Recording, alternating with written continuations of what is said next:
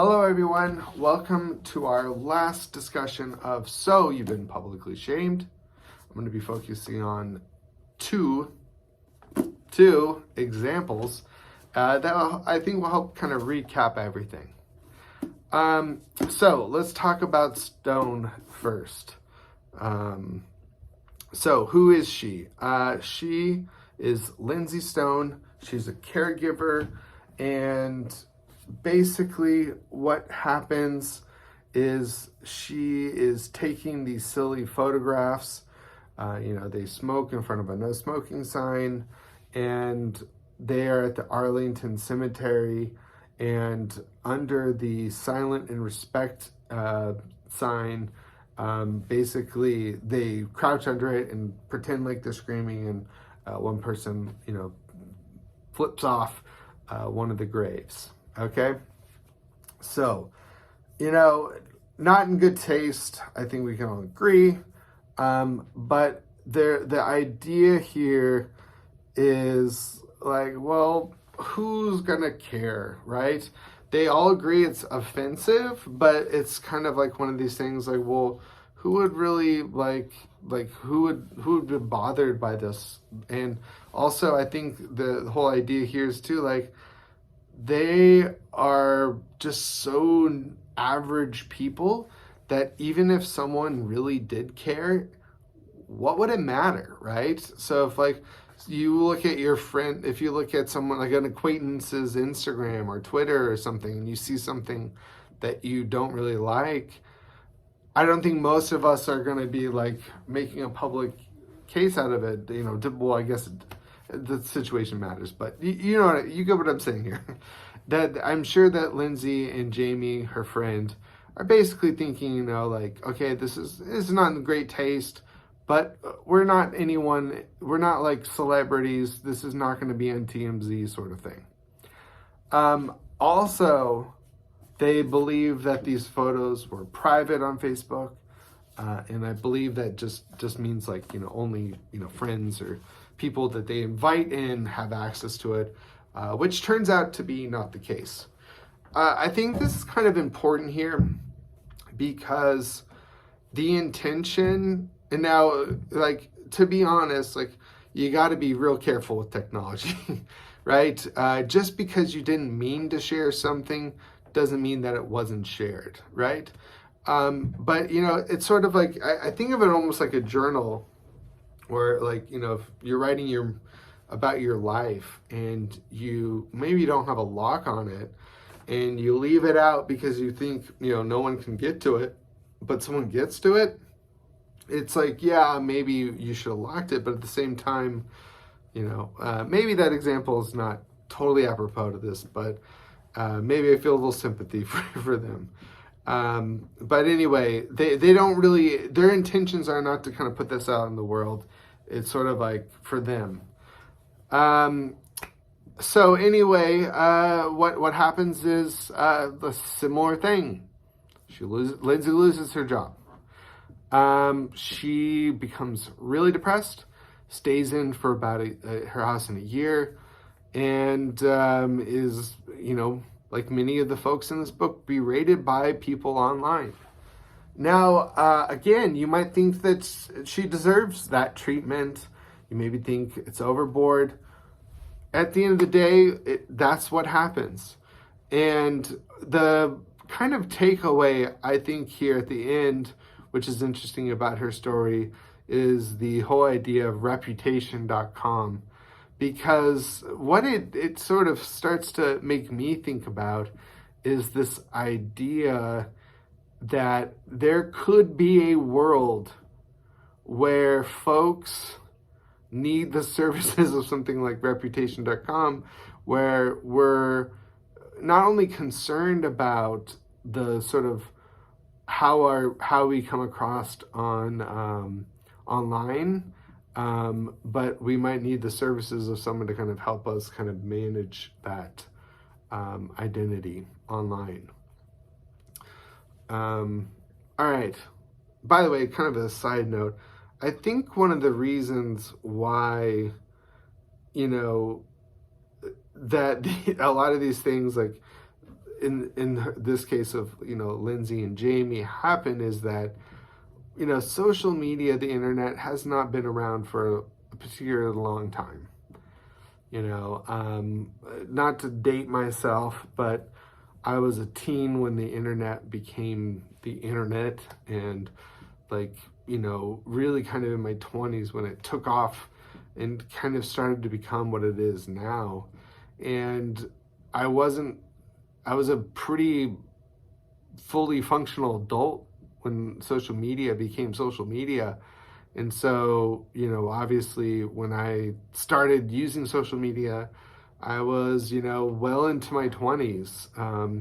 And so, you're in your 20s, you have a little bit better judgment, a little bit, than folks in their teens and preteens. And so what amazes me is how we're giving this thing to preteens and teens that is really powerful and can impact their entire life, where someone writes makes a tweet or takes a picture or records something when they're 13, 14 years old, and how that impacts them as a 20, 30, 40, 50-year-old.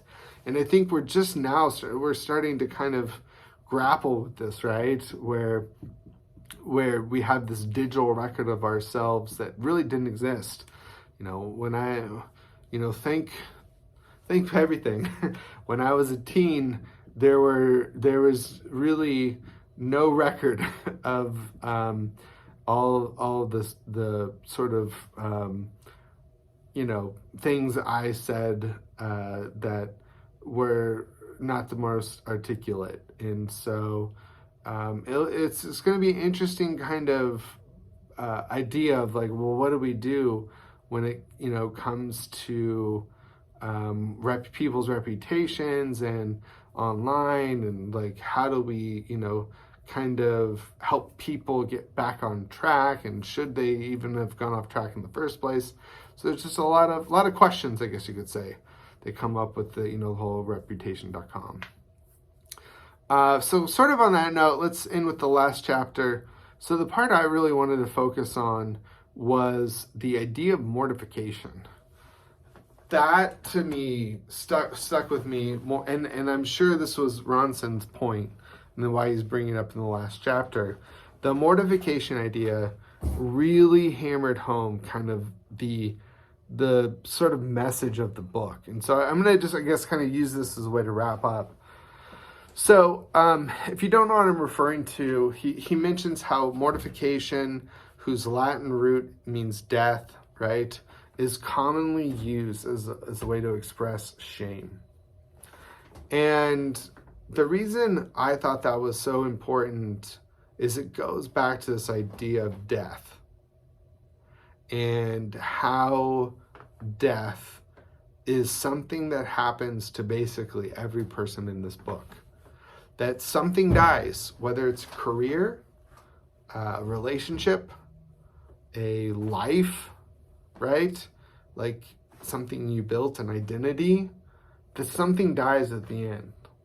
And so the idea of mortification and interviewing that psychologist really helps the author understand Jonah Lehrer a little bit more. And the reason I think so is this idea of how, we look at Jonah Lehrer's story, it's almost like him processing this death. And it's someone who realizes they're about to die, who does everything they can, bargains and pleads, and oh, please don't let this happen to me. Don't let this death happen to me. And then dies, and then tries to kind of resurrect this thing that was dead, and finds that it's not so easy, and it's actually maybe impossible. And so I think that this idea of public shaming as a way, as a sort of a punishment, just like a public hanging or public, stoning or something, that it's a death by the masses in a lot of ways. And so I think that's just such an interesting idea to kind of end on. And so yeah, I think what it also kind of hints at too is the power that we have as a public.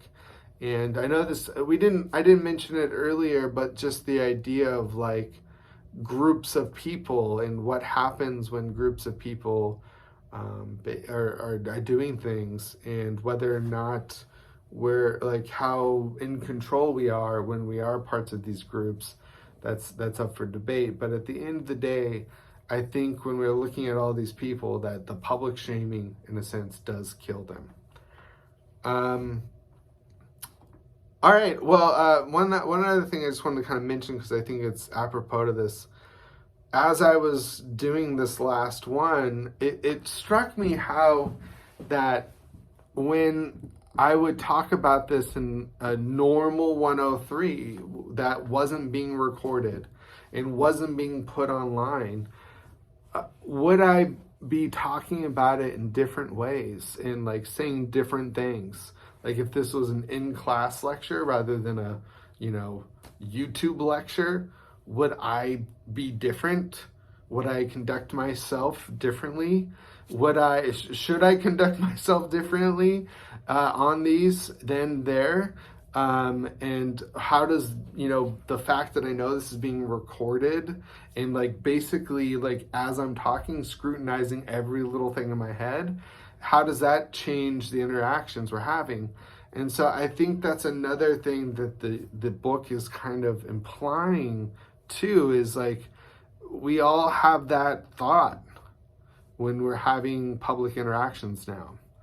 And not to say that those didn't always exist, right? I don't care if you lived hundreds of years ago, you're going to be kind of aware of what you're saying in public spaces and how that might impact people and their perception of you. But I think what does change, like I said earlier and I alluded, like when I was a teen, there wasn't like the idea someone would be recording me or I would be recording myself and that would get online. It just didn't exist. And I think even too as a teacher, when I started teaching, the idea that a classroom discussion would be put online, and not just online, but here everyone can read it, that just didn't exist. And so I think it does kind of beg the question of like, well, how does this impact the discourse that we have? That we know that everything we say and do is being scrutinized. How does that impact the discourse? And it's something I think about too, especially, I've been really conscious of it. And maybe I should even be more conscious of it. Who knows? You can tell me. It's a really interesting thought to have. And it's something I've thought a lot about, to be quite honest, ever since the pandemic, really. Once we switched to Zoom and more online classes, I started noticing an impact in the types of class discussions that I was having with my classes. And I could be wrong about this, but when I was having classes on Zoom, I noticed people being really hesitant to talk, especially about sensitive topics, because they knew that the Zoom was being recorded and that anyone could take what they were saying and do anything they want with it. Whereas in a class, and so like whether maybe that's a good thing, maybe that's a bad thing, maybe that's something you should write about in your essay.